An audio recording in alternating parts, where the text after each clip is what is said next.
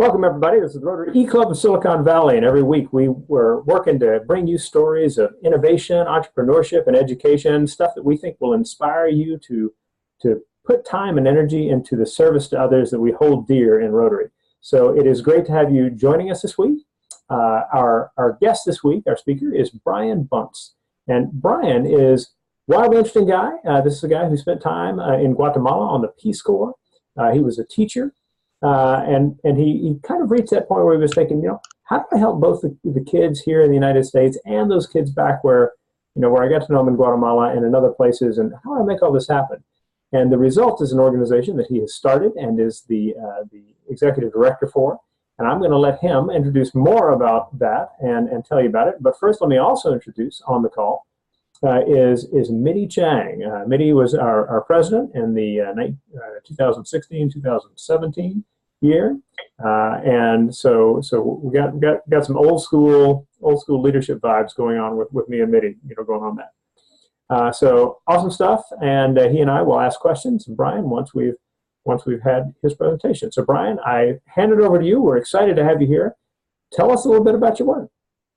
Yeah, thank you so much, Rushton and Mitty. Great to have you on board as well. Appreciate the opportunity to speak to everyone about Dream Volunteers and my background. I'm just going to actually pull up a slide deck here that will help kind of bring some color to some of the things I have to say. But just as Rushton just said, there we go. Yeah, I was a Peace Corps volunteer, and that was back in the mid-90s. I was assigned to work in Guatemala as a small business development volunteer. And part of my experience there certainly was working with groups of co-ops, which is what I was assigned to do, to help them kind of improve and analyze their business practices. But as a young person with not a ton of hard skills to offer, not a ton of experience to offer, I was also there to learn. And really just to open myself up to what life was like in rural Guatemala and come to understand the kinds of issues and challenges and opportunities that people in that part of the world had in their lives. And one of the things that was wonderful about this experience was the opportunity to really sort of dispel myths and break down stereotypes, both for me about what I thought maybe was the typical Latin American person in life, but also to help people that I was interacting with come to understand what standard American life was like and who a standard American was. And so through that experience, as I said, I was able to teach, I was able to learn and really just grow and stretch myself. But something kind of didn't sit right with me during my time there. And that was that I was exposed to some of what I'd consider to be educational injustices that I came to find out were actually the case in many countries around the world. And that was that many kids that were in school were in under-resourced facilities where teachers either had too many students, not enough resources, not enough materials, or both. And so a lot of kids around the world I found out weren't really getting a quality education. And a lot of teachers around the world didn't have the capacity and or the support to be able to deliver that to them. I then found out that many young people after, say, primary grades weren't in school at all and were living in parts of the world where secondary school was a privilege, not a right, and just didn't have access to it, mostly for financial reasons. And also that many women around the world never got sent to school, both because of cultural beliefs and family beliefs and traditions, and also just because of reality in terms of circumstances and expectations on them to provide for the household. None of those things sat right with me. And as a young person, really trying to figure out what my role in the world would be and what my opportunities in life would be to do something meaningful, these things kind of sat with me. And as I moved back to the U.S. and became a teacher and started to understand both the value of and the opportunity that education provided for young people here in the U.S., I kept thinking back to those young people and those women in Guatemala, as well as just around the world, these people that weren't able to access a quality education. And more importantly, I thought about the efforts that a lot of organizations, non-governmental organizations, as well as government agencies were carrying out around the world in terms of international development, and that while all of them had the best of intentions, many of them did not necessarily invest first in the people that they were there to serve, but instead in just doing projects and then leaving those behind. And so I sort of started to think through what would be a way to both educate and empower young people and women in the developing world, but also to do so with a mindset of really sustained impact in communities that both wanted and needed change. And I thought, wouldn't it be cool if we could find a way to get young people in education, a quality education? Wouldn't it be cool if we could find a way to get women access to school? And wouldn't it be cool if we could find a way to then empower those people to become the difference makers and change agents their communities needed? And so that's what I did. To make a long story short, I was given an opportunity by a former colleague and the founder of the business I was working for at the time to start up a nonprofit. And specifically what I wanted to do was find groups of young people in the developing world, give them scholarships, academic scholarships to go to school, but then help train them to be leaders and difference makers in their communities. And actually, this is an image right here of a meeting I was leading with a group of Guatemalan families about our scholarship program and about the responsibility that these young people would carry should they accept one of our scholarships in terms of giving back to their community. And this young woman in the yellow blouse there in the middle is a really great example of sort of the cloudy vision I had early on of what we would end up doing as an organization, and then actually what has become a reality and a really great representation of the many young dreamers around the world that we've been working with since 2007. So her name is Maribel. And Maribel became one of the very first young women to accept a scholarship into our program. And she actually became one of the very first young women to ever graduate from her village.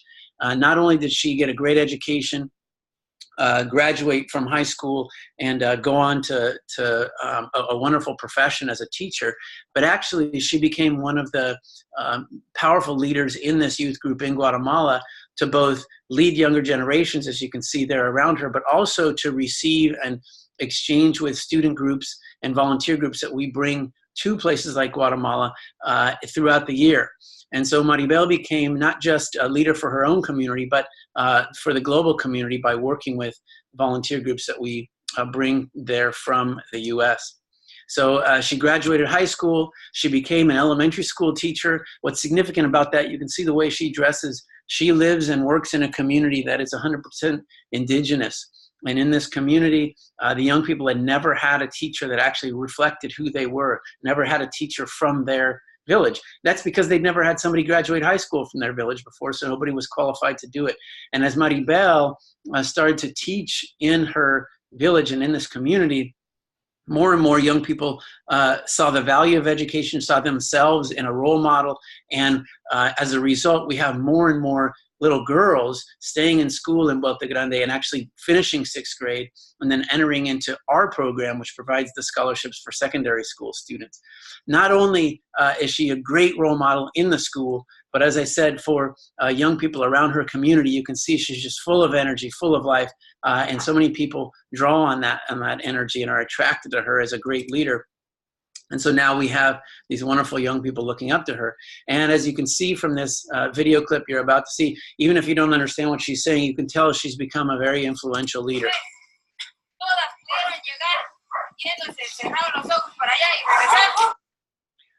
So what she's doing here, she's actually speaking to a group of adolescent girls about their rights as young women, about their bodies, about protecting their bodies, how they function, how to access the kinds of care and services they need, and really sort of help develop them as independent, confident young women. And so her impact on her life, her family, her community, and the greater global community through the trips that we run to Guatemala is exponential. And really that was from a very early point in launching this organization, that was my goal, was to find a way for this little ordinary guy in the middle of suburban California to have an exponential impact through young people around the world.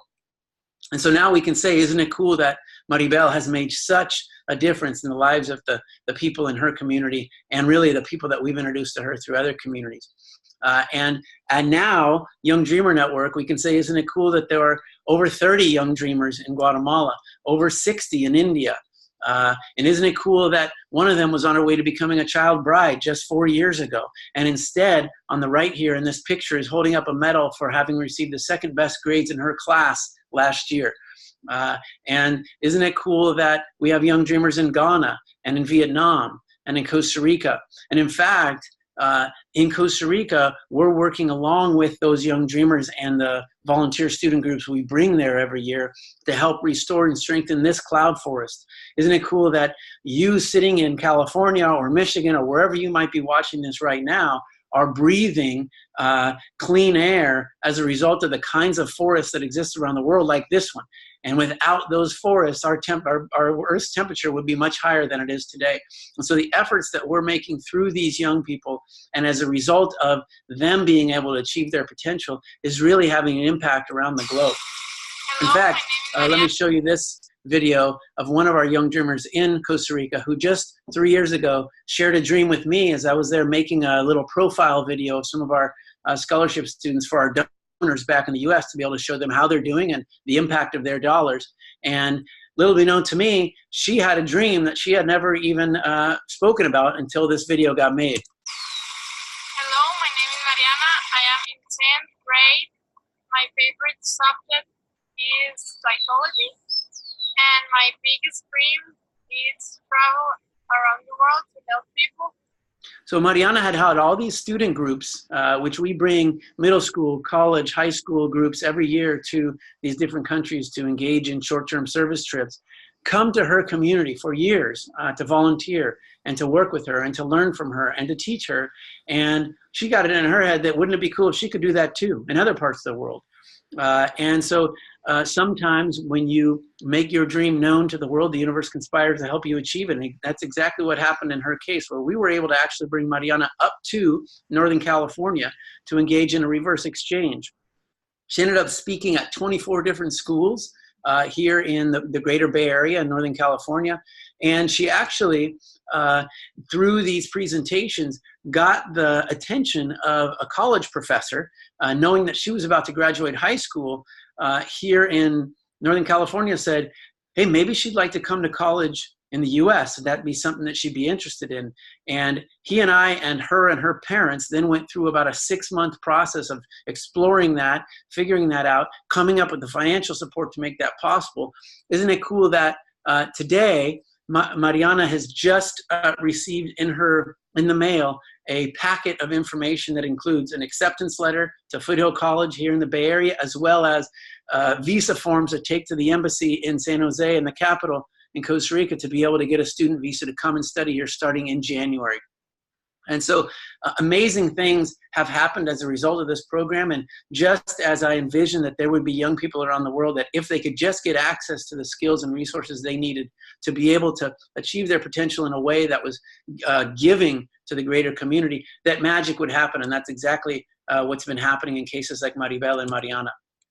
We also said, wouldn't it be cool if, as I said, we could connect groups of young people from the US to these groups of young people around the world. And just as you see here, actually that's Mariana right there in the cloud forest, helping convert a conventional coffee farm to organic. And here's a young man, at the time a middle schooler from Palo Alto, California, working right alongside Mariana to engage in this conversion process, to combat climate change, but also to create a bond across borders and across cultures. Isn't it cool that now we have over 300 young people every year traveling to these different countries to engage in these service trips and really to sort of grow their worldview and their understanding of how they can contribute to our world's challenges? Isn't it cool that we now have a gap year program where some of our students spend an entire semester in these countries and engaging in these programs? And one of them last year, here on the left, her name is Cara, spent a semester in Guatemala and Costa Rica. And here in Guatemala, she was teaching. She was working right alongside one of our sponsored teachers in the village that we sponsor in Guatemala. And she developed such a strong bond with both the kids and the young dreamers that we provide scholarships to in this community, that when she was leaving, she said, I want to do more. I want to have a legacy project and give back. And one of those young dreamers is named Amarilis here on the left, a young woman who had been through a very challenging childhood and adolescent period, experiencing a lot of domestic violence, and had said to us, I want to stay in school when I graduate from high school. We didn't have a college program at the time. We didn't have a way to provide scholarships for these kids to stay and go to college, which was 3 times more expensive. And Cara said, that's going to be my project. When I get home, I'm going to find friends and family that are willing to contribute to a new scholarship fund. I'm going to send girls like Amarilis to college. And sure enough, that's exactly what she did. Amarilis is now finishing her first year in law school. In Guatemala, you can go to law school as an undergrad. And so she's finishing her first year in law school thanks to Cara's support for her scholarship. And when we asked Amarilis, why law? Why did you choose that as your major in college? And she said, because I want to help girls and young women. I want to make sure that I do everything I can to prevent what happened to me in my home from happening to more girls in my community. And so that's the kind of impact we're looking to make. And the only way to do that is through this exponential reach. And so now we have Amarilis in college. Now we have Maribel teaching young people. Now we have Mariana about to come up here to go to college in the US. And I could tell you many, many more stories about amazing young dreamers around the world and young people right here in the US whose lives have changed and are now doing amazing things with those lives because of their support from this program. And so just to wrap this up, what I want to mention is that our organization has a combination of programs we run for student groups here in the US, and that would be our World Staff Gap Year program and our Dream Volunteer service trips. And then this global youth empowerment program called Young Dreamer Network. Catalyst Community happens to be a campus club on colleges that I won't spend too much time talking about, but I do want people to understand that if they are a student or have children who are students that might be interested in taking a service trip, we go to Guatemala, India, Vietnam, Ghana, and Costa Rica. And I'd really like for you also to take a look at the kind of work we're doing with young people like Amarilis and Mariana to consider potentially even sponsoring a scholarship for one of our students around the world. You can do either of those things by going to dreamvolunteers.org or by emailing me at brian@dreamvolunteers.org. I kind of raced through that because I wanted to cover as much as possible. Rushton, I'll let you fill in the gaps if there are any questions, but I really appreciate the time to be able to talk about this.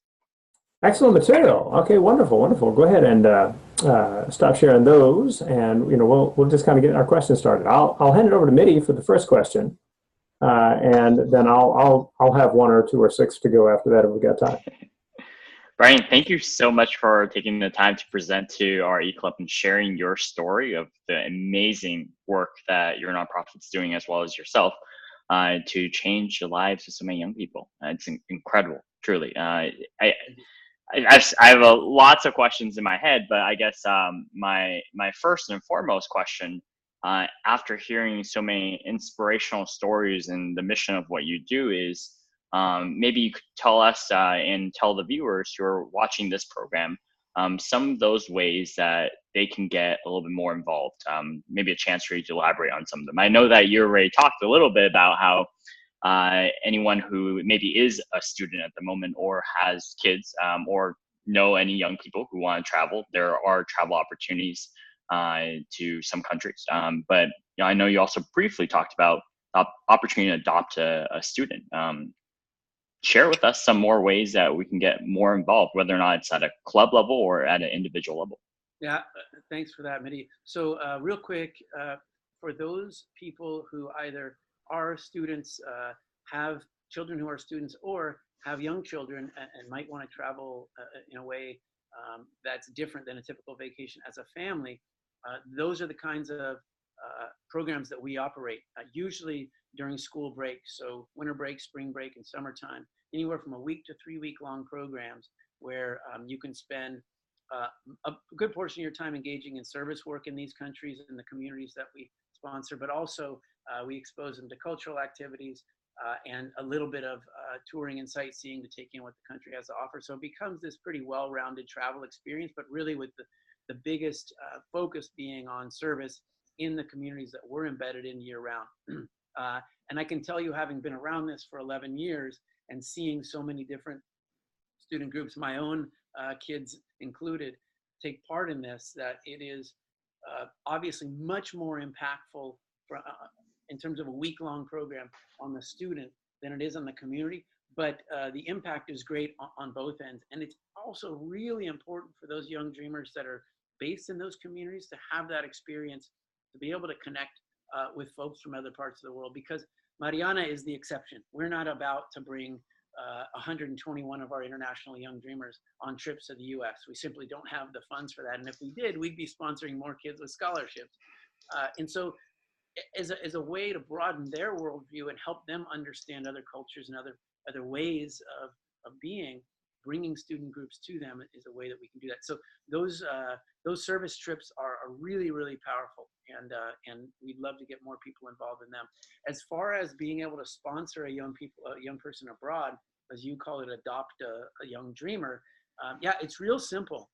The average cost for us to be able to put a young person through school, and this is secondary school, so 7th through 12th grade essentially, for an annual basis is $1,000. In some countries it's a little more, in some countries it's a little less, but that's about the average. And that covers tuition, because all of them but in Costa Rica have to go to private schools. There aren't public school options for them. It covers transportation, covers uniforms, books, supplies, tutoring, program managers, and in one case we even rent out a space in India where the kids can come and do their homework and get support with tutoring. And so it's a very comprehensive scholarship program. Our goal is to have them succeed, and so everything we can do to set them up for success is what we do. And the way that you could come on board and help us with that is simply by going to dreamvolunteers.org and looking at the Young Dreamer Network section of our site, or even just clicking on donate, and it'll give you a bunch of information about how you can support our young people abroad. That's wonderful. Thank you for answering that question, Brian, and again for all you do. I'm going to pass it back to Rushton for his half a dozen questions, apparently. So to start with, building off of Mitty's question, how do you vet the participants? Like so the American kids who go, the students who want the scholarships. What processes are there to kind of help you identify those that are kind of most likely to be able to fulfill the requirements of the scholarship? Yeah.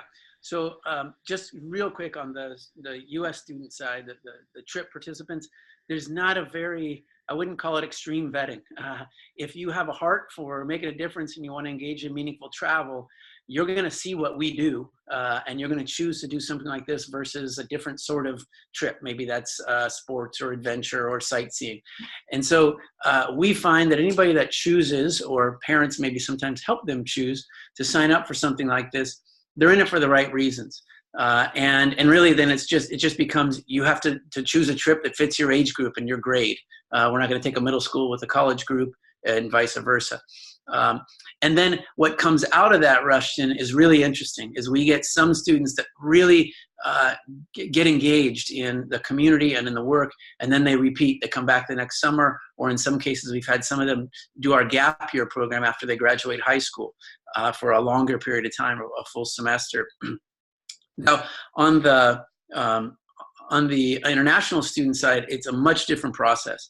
We started by interviewing teachers and principals and parents and kids themselves and taking them through this full sort of vetting process to figure out, do they have both the capacity and the drive and the support behind them to be able to see this through. This isn't just a one-year thing. This is a 6 or 7 year program. And so that helped us get started in Guatemala. And then every time we've gotten started in other countries, we've done the same thing in India, Costa Rica, Ghana, and Vietnam. But once we are established and we know the teacher community, we have trust with many of the families in the community, and we've started to see kids have success that have either siblings or neighbors or cousins that are ready to come up into the secondary school level, that's who we'll look at. We do want to spread this to as many families as possible, but we also want to make sure that we're choosing kids that are going to have a little bit behind them to be able to succeed, because in some cases, they have a lot of pressure on them to provide financially, back to their homes, especially at 12, 13, 14 years old. And that pressure can sometimes be too much to also stay in school. And so we want to make sure that the parents and the kids are committed to a long-term program that's going to see them all the way through high school. Grades matter, but they aren't everything. It's really sort of drive and capacity more than anything. Very cool. Now you started with Guatemala, but you mentioned India, Costa Rica, Vietnam, Ghana. How did you connect with people in those countries such that you were able to get programs started there? Yeah. So one of our goals has been to sort of have a global reach. I envision one day having young dreamers all around the world so that we blanket the planet with this activity. And so we've sort of started with being able to say, okay, in each region of the globe, we want to have a program operating. But then two things happened along the way. One is we either said, okay, that means we're going to India. We need to go find a local partner in India. And that's exactly what we did in the case of India, through an outreach effort we did to find some NGOs in India. We found one that was a perfect fit in terms of helping us both set up the scholarship program and oversee that, and also manage logistics for our volunteer groups that come into town. But then in some cases, they've found us. In other words, friends or people in our network that know what we're up to have said, hey, we have a great we know of a great person or outfit in Costa Rica or in Vietnam. You should check them out. It might be a fit for you to work with them. And that's exactly how that's gone. The next two countries we have in our sites are somewhere in South America. It's going to either be Ecuador, Peru, or Bolivia. And then somewhere in either Eastern or Southern Africa. And so that could be Kenya, or it could be Tanzania. And so for us to get there, we either need somebody to come to us, or we need to do the outreach and find those local partners. All right, and so when thinking about the partners, I mean, like I think about international projects and the challenges of getting funding from, say, here to there. That's always kind of one of those things with any kind of Rotary grant, is like, you know, how do you have that part set up? Is the idea of channeling funds effectively for you completely a function of the partner? I mean, is that how you've done it along the way? No. So in some cases we make a direct transfer to our local partner in India, and then we're one of the few organizations that's very involved on the ground in terms of sort of not micromanaging, but micro engaging in the activity. I talk directly with our program manager in India, even though he actually doesn't work for us. He works for our partner NGO. I talk directly with him once a month, sometimes more. And then some of our team is regularly in communication with the young dreamers and their families, as well as the program staff. And so, yes, we make a twice a year transfer of funds for them to be able to then disperse for the scholarships. But we're very involved with the use of those funds and really sort of the program itself. And then in two cases, we actually have a staff on the ground that work directly for us in Guatemala and in Ghana. And so there we've set up bank accounts there, we've set up teams there, and they're actually just an extension of our activity in those countries. Very nice. Mitty, do you have a question before we finish up?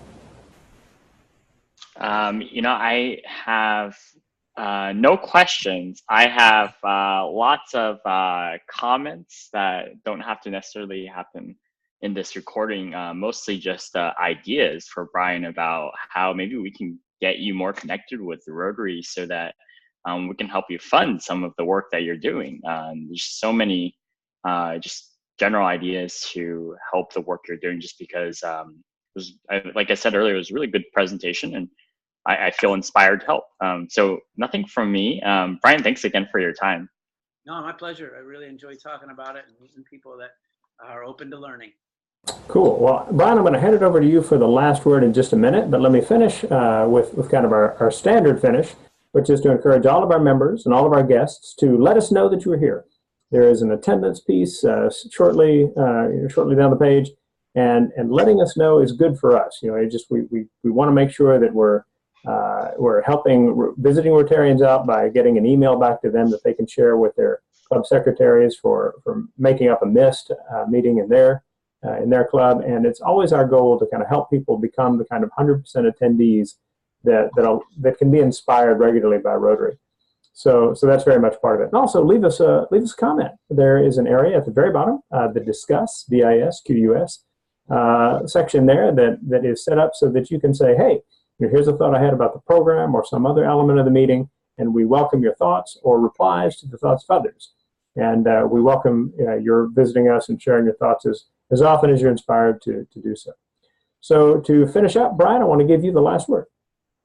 Yeah, thank you. Well, Mitty and Rushton, this has been a real pleasure. And to those that are watching the recording, really appreciate the time to be able to explain what we do. And I just want to encourage you, whether it's through an organization like this or the many others that are out there doing great work in the developing world, to understand that you probably grew up with greater privilege than most in the world, and that many people don't have the opportunity to go to school. And if they do, it's not the kind of school that's going to empower them to really achieve their potential. And through an organization like Dream Volunteers, on our program, Young Dreamer Network, you can make it possible for somebody to achieve that potential.